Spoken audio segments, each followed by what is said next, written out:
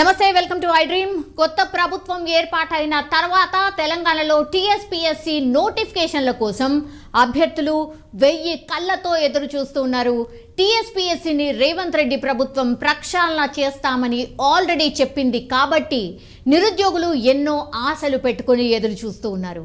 ఇదే సమయంలో టీఎస్పీఎస్సీలోని కీలక పదవుల్లో ఉన్నవారు ఇప్పటికే రాజీనామాలు చేశారు. అయితే ఈ రాజీనామాలను గవర్నర్ తమిళసై ఇంకా ఆమోదించలేదు. నిన్ననే తమిళసైని సీఎం రేవంత్ రెడ్డి కూడా కలిశారు న్యూ ఇయర్ సందర్భంగా.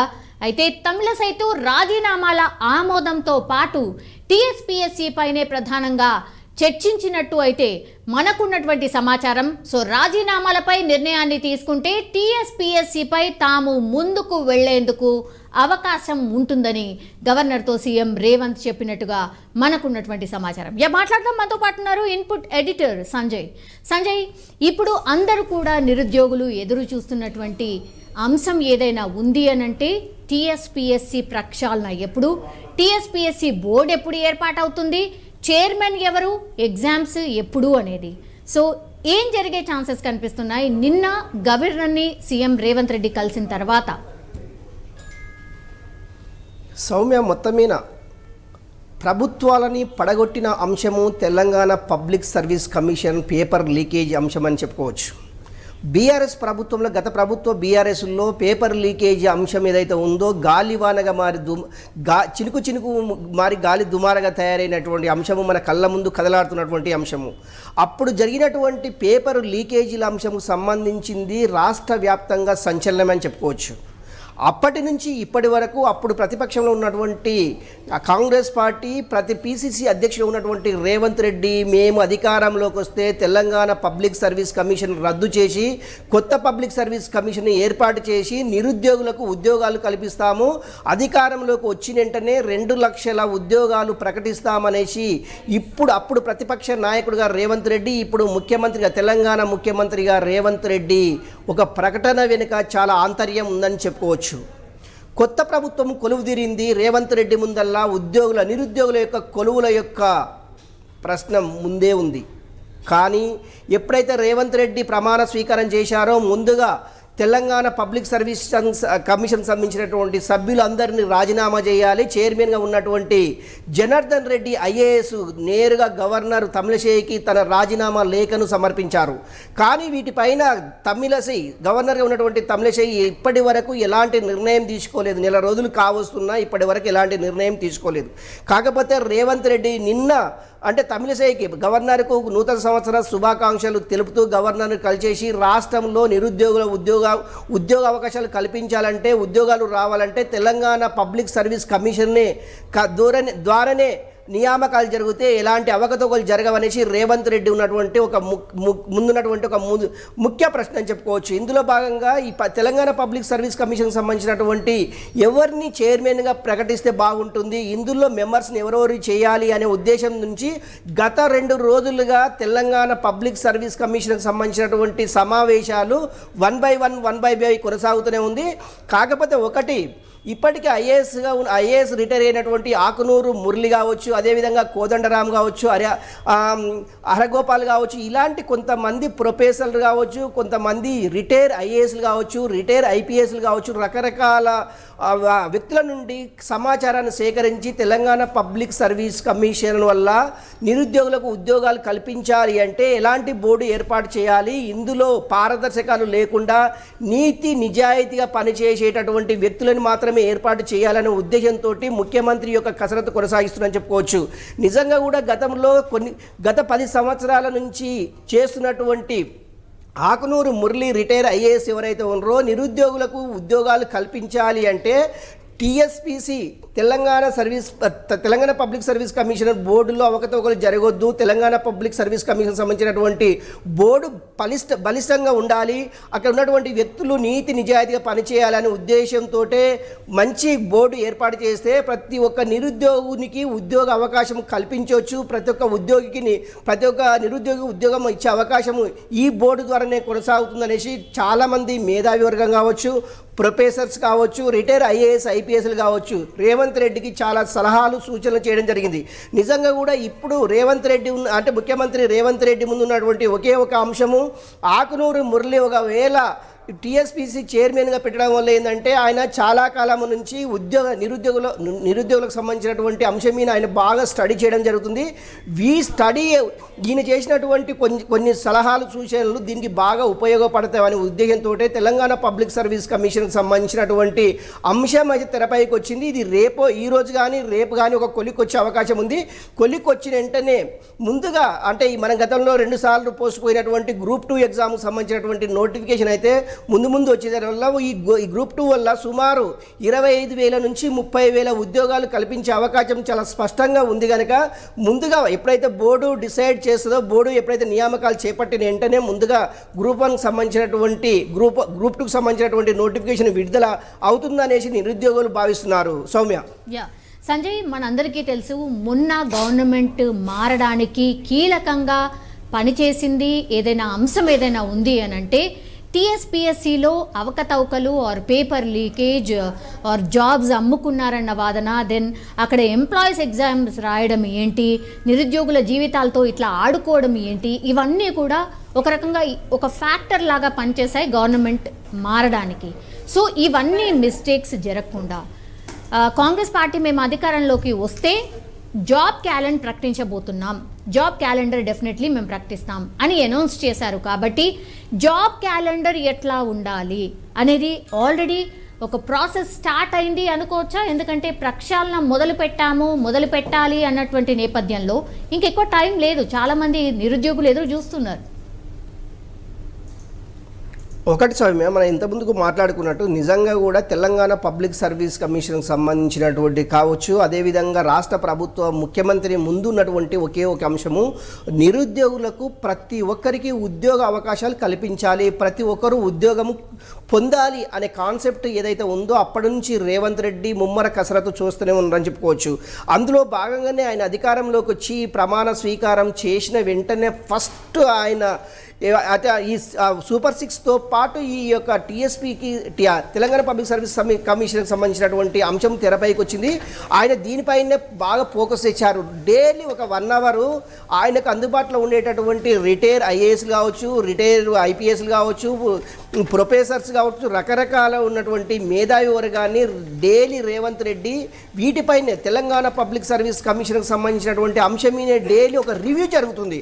నిజంగా కూడా ఈ రివ్యూ ఎలా ఉంది అంటే నిజంగా గత ప్రభుత్వం చేసిన తప్పిదాలు ఈ ప్రభుత్వం చేయకూడదు, ఈ ప్రభుత్వం చేయకుండా ఉండాలి అంటే మనం ఎలాంటి పకడ్బందీ ప్లాన్ చేయాలి అనే అంశం మీదే చాలా సుదీర్ఘంగా చర్చలు జరుగుతున్నాయి. నిజంగా కూడా జాబ్ క్యాలెండర్ అనేది ఈ యొక్క తెలంగాణ పబ్లిక్ సర్వీస్ కమిషన్ ఏర్పడిన వెంటనే ఒక జాబ్ క్యాలెండర్ అయితే ఏర్పాటు చేసేసి ప్రతి సంవత్సరము ఎంతమందిని ఉద్యోగులుగా ప్రకటించాలి, ఎంతమందిని ఉద్యోగంలోకి తీసుకోవాలి, ఎలాంటి నోటిఫికేషన్లు ఇవ్వాలి అంటే ఒకటి డిపార్ట్మెంటల్కి సంబంధించినటువంటి ఎగ్జామ్స్ కావచ్చు, అదేవిధంగా గ్రూప్ 2, గ్రూప్ 1 రకరకాల సంబంధించినటువంటి ఎగ్జామ్స్ అన్నీ కూడా తెలంగాణ పబ్లిక్ సర్వీస్ కమిషన్ ద్వారానే ఏర్పాటు చేస్తే ఉద్యోగులకు కొంత భరోసా కలుగుతుంది, ఉద్యోగస్తులు పని చేయడానికి కూడా ఇష్టపడతారు అనే ఉద్దేశంతో ఈ యొక్క పబ్లిక్ సర్వీస్ కమిషన్ని పటిష్టం చేయాలనే ఉద్దేశంతో రేవంత్ రెడ్డి దీనిపైన సమాలోచనలు చేస్తున్నారు. నిజంగా కూడా ఇప్పటికే 1 మంత్ కావస్తుంది. అంటే తెలంగాణ ముఖ్యమంత్రి రేవంత్ రెడ్డి 3వ డేట్ నాడు ఎప్పుడైతే రిజల్ట్ వచ్చిన తెల్లారే అంటే ఈరోజు ఎగ్జాక్ట్లీ ఈరోజు 3వ తారీఖు 2వ తారీఖు దీనికి సంబంధించినటువంటి వాటన్నిటినీ కూరంకరించేసి రేపు 3వ డేటు నాడు ఆయన తెలంగాణ పబ్లిక్ సర్వీస్ కమిషన్కి సంబంధించిన దానిపైన చాలా స్పష్టమైన ఆదేశాలు ఆర్డర్స్ వచ్చే అవకాశం ఉంది. ఈరోజు సాయంత్రం కానీ రేపు మధ్యాహ్నం కానీ గవర్నరు ఈ మాజీ chairman Telangana public service commission చైర్మన్గా ఉన్నటువంటి జనార్దన్ రెడ్డి రాజీనామాని ఆమోదించి రాష్ట్ర ప్రభుత్వానికి పంపించే అవకాశం అయితే చాలా మెండుగా కనిపిస్తుంది. ఈ 2 రోజుల ప్రక్రియ తర్వాత తెలంగాణ పబ్లిక్ సర్వీస్ కమిషన్కి సంబంధించినటువంటి కొత్త బాడీ, దానికి సంబంధించినటువంటి కొత్త చైర్మన్ ఎన్నుకొని తెలంగాణ ఉన్నటువంటి నిరుద్యోగులందరికీ ఉద్యోగాలు కల్పించడానికే ముందుగా తెలంగాణ పబ్లిక్ కమిషన్ సర్వీస్ ఏర్పాటు చేయాలి. ఈ బోర్డులో ఎవరెవరు ఉంటారు, మెంబర్స్గా, చైర్మన్గా ఎవరు ఉంటారు అనేది తెలంగాణ ముఖ్యమంత్రి రేవంత్ రెడ్డి ఆలోచిస్తుంది. అది ఎవరు ఉండాలి, చైర్మన్ ఎవరు ఉండాలి, బోర్డు సభ్యులు ఎవరై ఉండాలి?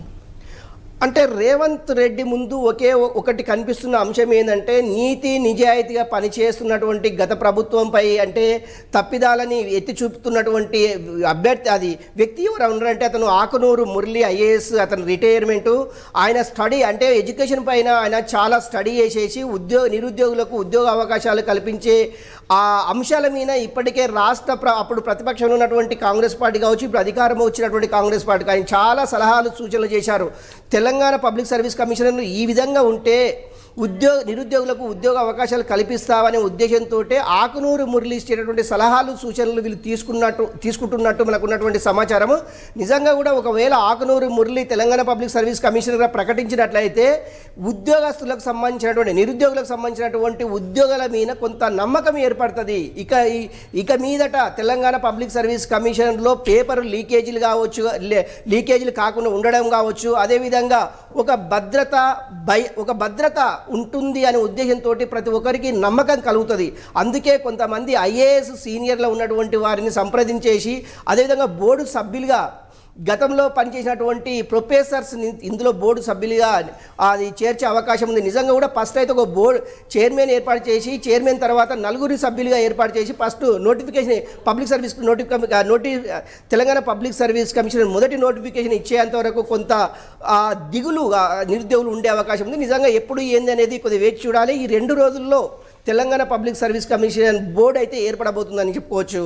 సౌమ్య, సంజయ్, ఇప్పుడు రాష్ట్రంలో ఖాళీగా ఒక 2 లక్షల ఉద్యోగాలు ఉన్నాయనేసి ఒక వార్త అనుకోండి, లేకపోతే ఒక రకంగా ఇదే ప్రచారం జరుగుతోంది 2 లక్షల ఉద్యోగాలు ఖాళీ ఉన్నాయని. కానీ నిజంగా రాష్ట్ర ప్రజలు తెలుసుకోవాలనుకుంటున్నారు ఏ డిపార్ట్మెంట్లో ఎన్నెన్ని ఖాళీలు ఉన్నాయి అని.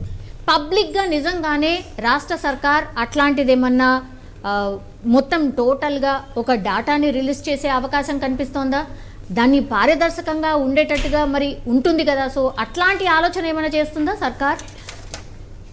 ఒకటి సౌమ్య, ఇప్పుడు మనం మాట్లాడుకున్నట్టు నిజంగా కూడా తెలంగాణ గవర్నమెంట్ అంటే కొత్తగా కొలువుదీరినటువంటి కాంగ్రెస్ ప్రభుత్వం ఏదైతే ఉందో ఇప్పటికే ఆల్ డిపార్ట్మెంట్స్ మొత్తము 63 డిపార్ట్మెంట్లకు సంబంధించినటువంటి అంటే రిక్రూట్మెంట్ ఏదైతే ఉందో ఆ రిక్రూట్మెంట్ ఇప్పటికే తెప్పించుకున్నది. అంటే ఏ శాఖలో ఎన్ని ఖాళీలు ఉన్నవి, మనం ఎంత ఫిలప్ చేయాలి, ఎన్ని భర్తీ చేయాలి అనే దాని మీద ఇప్పటికే సిఎస్ శాంతకుమారి ఇప్పటికే రాష్ట్ర ప్రభుత్వానికి సంబంధించినటువంటి శాంతకుమారి ముఖ్యమంత్రి రేవంత్ రెడ్డికి ఈ యొక్క ఖాళీల భర్తీకి సంబంధించినటువంటి ముందు రోజే ఆమె ప్రమాణ స్వీకారం చేసిన మరునాడే ఈ యొక్క జాబితాని ముఖ్యమంత్రికి అందజేయడం జరిగింది. ఈ జాబితాలో సుమారుగా 5 లక్షల మంది ఉద్యోగాలు అవసరం. ఆన్ ది స్పాట్గా 5 లక్షల ఉద్యోగాలు అనేది ఇప్పుడే ఆల్ ఆఫ్ సడన్గా ఎక్కడ కూడా రిక్రూట్మెంట్ చేసుకోవడం అసాధ్యము. కాకపోతే ఒక జాబ్ క్యాలెండర్ ప్రకటించేసి జాబ్ క్యాలెండర్లో ప్రతి సంవత్సరం నుంచి లక్ష అట్లా ఉద్యోగాలు కల్పించి వాళ్ళకు ఉద్యోగ అవకాశాలు కల్పించే విధంగా జాబ్ క్యాలెండర్ ఉండబోతుందని చెప్పుకోవచ్చు. ఒకటి మనం చెప్పుకోవాలంటే గత 10 సంవత్సరాల నుంచి ఇప్పటి వరకు ఎలక్ట్రిసిటీ బోర్డులో తప్ప మిగతా ఏ డిపార్ట్మెంట్లో కూడా ఇప్పటి వరకు కొత్తగా రిక్రూట్మెంట్ అయినటువంటి దాఖలాలు ఎక్కడ కనిపించలేదు.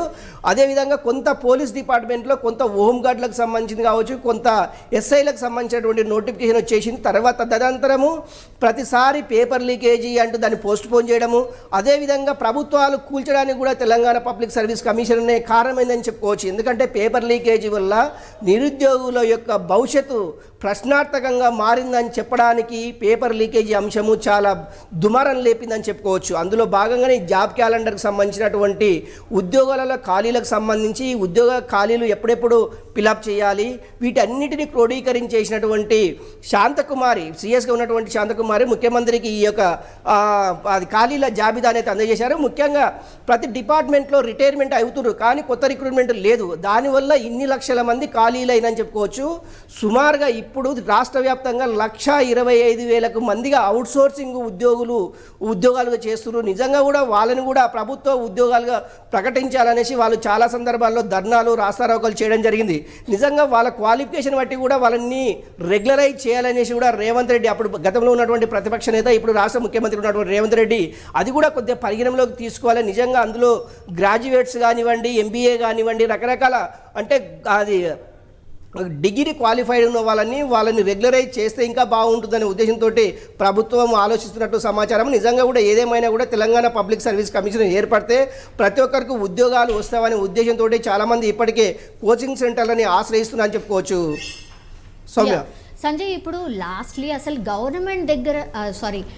గవర్నర్ దగ్గర ఈ ఫైల్ ఎందుకని పెండింగ్లో ఉంది, ఎందుకని ఆమోదించట్లేదు? వీళ్ళు సభ్యులు రాజీనామా చేసి చాలా డేస్ అవుతోంది, ఎందుకని ఆమోదించట్లేదు? ఒకవేళ ఆమోదం పొందిన తర్వాత నెక్స్ట్ మూమెంటే టీఎస్పీఎస్సీకి సంబంధించిన ప్రక్షాళన స్టార్ట్ అయిపోతుందా?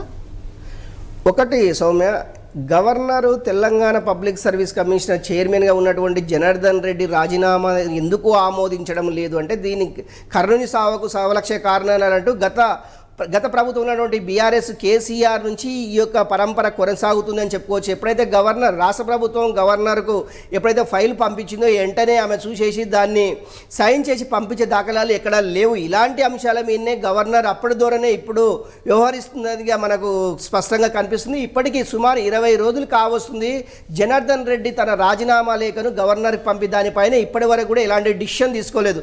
నిన్న ముఖ్యమంత్రి రేవంత్ రెడ్డి గవర్నర్తో ఇదే విషయం, తెలంగాణ పబ్లిక్ సర్వీస్ కమిషన్ కొత్తగా ఏర్పాటు చేయాలి అంటే అప్పుడున్నటువంటి జనార్దన్ రెడ్డి యొక్క రాజీనామాని ఆమోదించాలి, కొత్త వారిని ఎన్నుకోవాలంటే కూడా మళ్ళీ గవర్నర్ వద్దకి ఆ ఫైల్ పంపాలి, గవర్నర్ మళ్ళీ దాని మీద సంతకం చేస్తే అప్పుడు కానీ కొత్త బాడీ ఏర్పడదని చెప్పుకోవచ్చు. ఇవంతా కొంత ప్రాసెస్లో భాగంగా కొంత టైము పట్టే అవకాశం ఉంది. అది 2 రోజుల 3 రోజుల 4 రోజుల ఒకవేళ నిజంగా కూడా గవర్నరు దీనిపైన స్పష్టమైన ఆదేశాలు జారీ చేసినట్లయితే వితిన్ 24 అవర్స్లో కూడా ఈ వర్క్ అయిపోయే అవకాశం చాలా స్పష్టంగా ఉంది. నిజంగా ఒకవేళ రాజీనామా అంటే జనార్దన్ రెడ్డికి సంబంధించినటువంటి రాజీనామాను ఆమోదించినట్లయితే ఇప్పుడు కొత్తగా ఏర్పాటు చేసేటటువంటి బాడీని మొత్తం ఫైల్స్ని గవర్నర్ ముఖ్యమంత్రి గారు నుంచి సిఎస్ గవర్నర్కు పంపించే అవకాశం ఉంది. గవర్నర్ దీన్ని సర్క్యులేట్ అయిన తర్వాత మళ్ళీ గవర్నమెంట్కు రాసి ఓకే అని సంతకం పెడితే మళ్ళీ గవర్నమెంట్ అప్పుడు బోర్డు ఏర్పాటు చేసే అవకాశం ఉంది. ఈ ప్రాసెస్ మొత్తము ఒక 2-3 రోజులు పట్టే అవకాశం ఉంది. నిజంగా కూడా జనార్దన్ రెడ్డి రాజీనామాను ఆమోదిస్తే కానీ ఇంకొక ఫైలు కదిలే అవకాశం లేదు. Soumya, okay Sanjay, thank you so much. మొత్తం మీద అది టీఎస్పీఎస్సీ పరీక్షలపై అయితే రేవంత్ రెడ్డి గత డిసెంబర్ 27న అయితే కీలక ప్రకటన చేశారు. రాష్ట్రంలో ఖాళీగా ఉన్న 2 లక్షల ప్రభుత్వ ఉద్యోగాలను యుద్ధ ప్రాతిపదికన భర్తీ చేస్తామని ఆయన స్పష్టంగా చెప్పినటువంటి సిచ్యువేషన్. టీఎస్పీఎస్సీకి కొత్త చైర్మన్, సభ్యుల నియామకం జరగగానే నియామకాల